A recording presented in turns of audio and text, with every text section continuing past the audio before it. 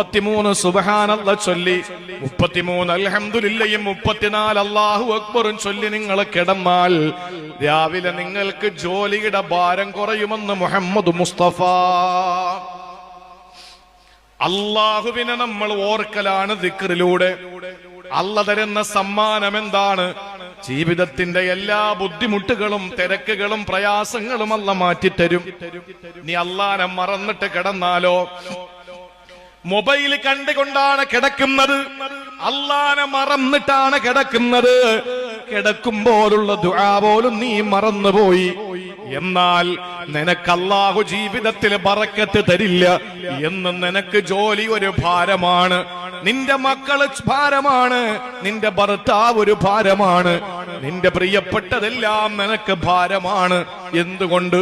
അല്ലാഹുവിന്റെ പണിഷ്മെന്റ്. അവനെ മറന്നപ്പോ നിനക്ക് അല്ലാഹ് ഭാരം തന്നു.